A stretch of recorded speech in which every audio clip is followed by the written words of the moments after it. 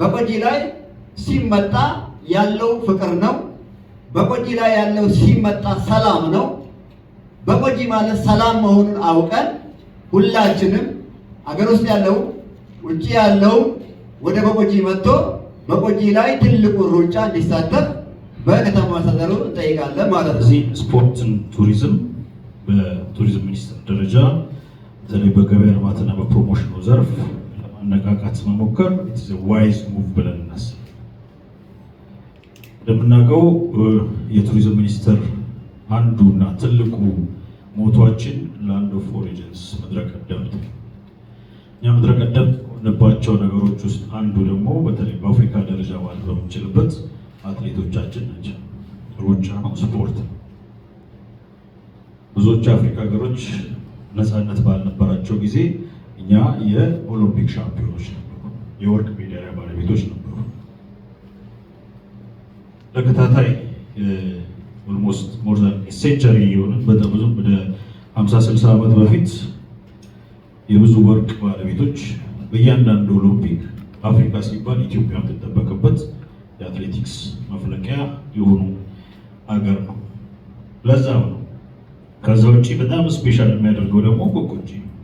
በቆጂ በካርታ ላይ ትንሽ ስሟ ግን በዓለም የታወቀች ከተማ ነች ማለት ነው። በተለይ ብርቅዬ የሆኑ አትሌቶች የፈለቁባት ከተማ ብትኖር በቆጂ ነች ማለት ነው። እነ ኮሎኔል አትሌት ደራርቱ ቱሉ፣ እነ ቀነኒሳ በቀለ፣ እነ ጅጋየው እነዚህ ቤተሰቦች ሁሉ የወጡት ከበቆጂ ነው የወጡት ማለት ነው። ግን ከበቆጂ በወጡት ልክ ለበቆጂ ከተማ የሚፈልገውን ነገር እያደረጉ ነው ወይም ብለን ስናየው ብዙ ነገሮች በበቆጂ ከተማ መሟላት ያለባቸው ብዙ ነገሮች አሉ ማለት ነው። ይህኛው ትውልድ በደንብ የሚያውቀው በቆጂን ከደራርቱ ጀምሮ ከሌሎችም አትሌት ጀምሮ ቆጂ አትሌት ብቻ አይደለም የሚያፈራው፣ የአትሌት አሰልጣኝም ያፈራል። ስለዚህ ያ ለቱሪዝም ሚኒስቴር በልዩነት የሚታይ ቦታ ሌሎቹ ከተሞች እንዳሉ ሆኖ ማለት ነው። እዛ ውስጥ ተጠቃሚ እንዲሆን የምንፈልገው ወጣቱን በቱሪዝም በስፖርት ኢኮኖሚያዊ ጠቀሜታ እንዲኖረው ነው።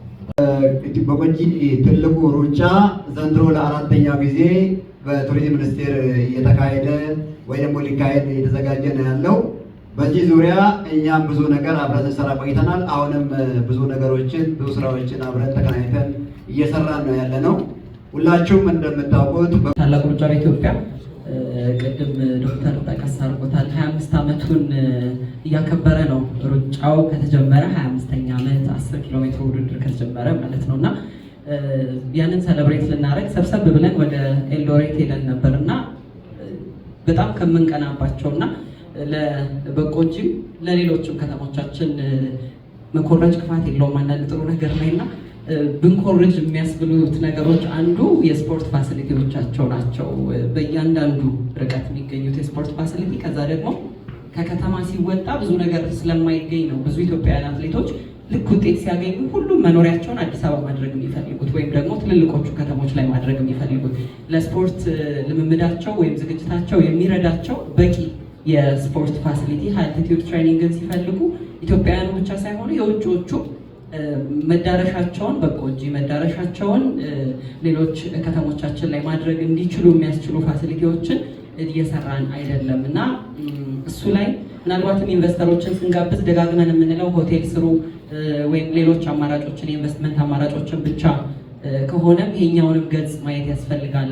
ለዓለም አቀፍ የስፖርት ሌሎች ሀገራት ብሔራዊ ቡድኖችም ዝግጅታቸውን ለማድረግ ካምፕ ያደርጋሉ እና ኬንያ በምስራቅ አፍሪካ ቀዳሚ ተመራጭ ቦታ ናት። ከኬንያም ደግሞ ቀጥ ብለው ናይሮቢ አይደለም የሚቆዩት፣ ኢቲየን ነው የሚሄዱት፣ ኤልዶሬት ላይ ነው የሚቆዩት እና እነዚህን ፋሲሊቲዎች መስራት የሚችሉ ኢንቨስተሮችን አትራክት ማድረግ ትችላለች በቆጂ ብለን እናምናለን። እንደ ታላቁ ሩጫ በኢትዮጵያ እኛም በነበረን ኤክስፒሪየንስ ከነሱም ያገኘ ነው ይሄን ነው። ሎና ኪፕላጋት 1999 ላይ የገነባችው የአልቲቲዩድ ትሬኒንግ ሴንተር ነው። እንግዲህ አሁን ድረስ ብዙ ሰዎች ወደ ኢቲየን ሲሄዱ መዳረሻቸው ያንን ተቋም የሚያደርጉት ባያችሁት መልኩ እንግዲህ ብዙ ነገሮቹ የተሟሉ ናቸው ማለት እንችላለን እና በቆጂም መሰል የስፖርት ፋሲሊቲ ያስፈልጋታል ብለን እናምናለን። ኢንቨስተሮችን ሌላ የኢንቨስትመንት አማራጭ ተደርጎ በዚህ መልኩ ቢቀርብላቸው ለማለት ያህል ነው። በቆጂ በልዩነት የአትሌቲክስ መፍለቂያ የማንም የዓለም አትሌት ኢሌት አትሌት ፓስፖርቱ ላይ ስታዩ በቆጂ የሚል በዛ ሌቭል አስተዋውቀናል ወይ ካል ገና ይቀራል። በዛ ማስተዋወቅ ውስጥ በዛሬው የጋዜጣዊ መግለጫችን ከተለያዩ ቢሮዎች ሰው ለመጥራት ሞክረናል። ከኢንቨስትመንት፣ ከኦሮሚያ ወጣቶችና ስፖርት፣ ከኦሮሚያ ኢንቨስትመንት ቢሮ ሰዎች ለመጥራት እኛ በሩጫው በስፖርቱ በቆጂ አትሌቶቹ ልክ ባስተዋወቁት እንኳን ልክ ባይሆን ለማስተዋወቅ እየሞከረ ነው። ለበቆጂ የሚገባውን ኢንቨስትመንት ግን በደንብ ማስተዋወቅ እንፈልጋለን። በተለይ የቱሪዝም ለቱሪዝም የሚሆኑ ለሆስፒታሊቲ የሚሆኑት የዛሬው ጋዜጣዊ መግለጫ ሞር ኮሩ መሆን ያለበት ፎከስ ማድረግ ያለብን ምሳሌ ነው ያስባል። በቆጂ የሰላም ሀገር ነች፣ የፍቅር ሀገር ነች። ከብሔር ብሔረሰቦች ጋር ተሳስራ ለብዙ ዓመት የኖረች ከተማ ነች ማለት ነው። ግን በዛ ልክ በስታዲየም ዙሪያ ችግር አለበት ለከተማችን። ስታዲየም ብዙውን ጊዜ ስንናገር ነበረ።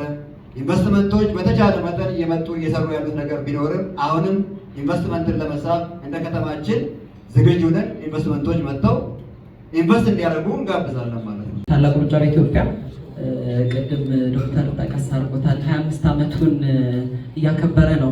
ሩጫው ከተጀመረ 25ኛ ዓመት 10 ኪሎ ሜትር ውድድር ከተጀመረ ማለት ነው እና ያንን ሰለብሬት ልናደርግ ሰብሰብ ብለን ወደ ኤልዶሬት ሄደን ነበር እና በጣም ከምንቀናባቸውና ለበቆጂም ለሌሎችም ከተሞቻችን መኮረጅ ክፋት የለውም አንዳንድ ጥሩ ነገር ላይ እና ብንኮርጅ የሚያስብሉት ነገሮች አንዱ የስፖርት ፋሲሊቲዎቻቸው ናቸው። በእያንዳንዱ ርቀት የሚገኙት የስፖርት ፋሲሊቲ፣ ከዛ ደግሞ ከከተማ ሲወጣ ብዙ ነገር ስለማይገኝ ነው ብዙ ኢትዮጵያውያን አትሌቶች ልክ ውጤት ሲያገኙ ሁሉም መኖሪያቸውን አዲስ አበባ ማድረግ የሚፈልጉት ወይም ደግሞ ትልልቆቹ ከተሞች ላይ ማድረግ የሚፈልጉት ለስፖርት ልምምዳቸው ወይም ዝግጅታቸው የሚረዳቸው በቂ የስፖርት ፋሲሊቲ ሃይ አልቲቲዩድ ትሬኒንግን ሲፈልጉ ኢትዮጵያውያኑ ብቻ ሳይሆኑ የውጭዎቹ መዳረሻቸውን በቆጂ መዳረሻቸውን ሌሎች ከተሞቻችን ላይ ማድረግ እንዲችሉ የሚያስችሉ ፋሲሊቲዎችን እየሰራን አይደለም እና እሱ ላይ ምናልባትም ኢንቨስተሮችን ስንጋብዝ ደጋግመን የምንለው ሆቴል ስሩ ወይም ሌሎች አማራጮችን የኢንቨስትመንት አማራጮችን ብቻ ከሆነም ይሄኛውንም ገጽ ማየት ያስፈልጋል። ለዓለም አቀፍ የስፖርት ሌሎች ሀገራት ብሔራዊ ቡድኖችም ዝግጅታቸውን ለማድረግ ካምፕ ያደርጋሉ እና ኬንያ በምስራቅ አፍሪካ ቀዳሚ ተመራጭ ቦታ ናት።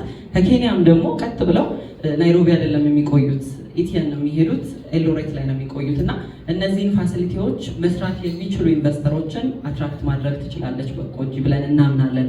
እንደ ታላቁ ሩጫ በኢትዮጵያ እኛም በነበረን ኤክስፒሪየንስ ከነሱም ያገኘ ነው ይሄን ነው። ሎና ኪፕላጋት 1999 ላይ የገነባችው የሃይ አልቲቲዩድ ትሬኒንግ ሴንተር ነው። እንግዲህ አሁን ድረስ ብዙ ሰዎች ወደ ኢቲየን ሲሄዱ መዳረሻቸው ያንን ተቋም የሚያደርጉት በያችሁት መልኩ እንግዲህ ብዙ ነገሮቹ የተሟሉ ናቸው ማለት እንችላለን እና በቆጂም መሰል የስፖርት ፋሲሊቲ ያስፈልጋታል ብለን እናምናለን። ትልቁ ነገር ግን በዘንድሮ ሩጫ ውስጥ በጣም ልዩ የሚያደርገው ነገር ቢኖር ምንድን ነው?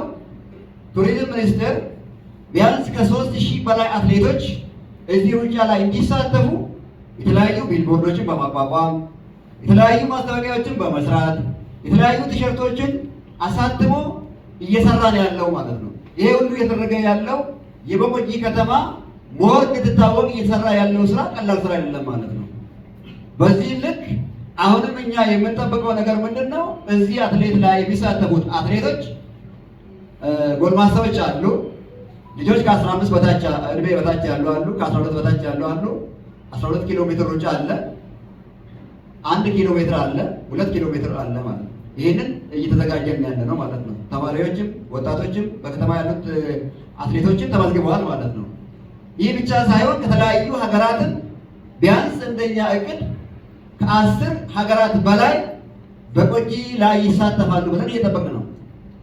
በቆጂ ላይ ሲመጣ ያለው ፍቅር ነው። በቆጂ ላይ ያለው ሲመጣ ሰላም ነው። በቆጂ ማለት ሰላም መሆኑን አውቀን ሁላችንም አገር ውስጥ ያለው ውጭ ያለው ወደ በቆጂ መጥቶ በቆጂ ላይ ትልቁ ሩጫ እንዲሳተፍ በከተማ አስተዳደሩ እንጠይቃለን ማለት ነው። አራቱን የተሳተፈ ፎር ስታር 5 6 እየሆነ ሲል ደግሞ በዛው ልክ ይሆናል። እንግዲህ ኢትዮ ቴሌኮም ኤምሲን ልክ ምርቶቻችሁ እንደምታሰፉት እኛም ምርቶቻችንን በምናሰፋበት ጊዜ ከኛ ጋር እንደምትሆኑ እርግጠኞች ነን።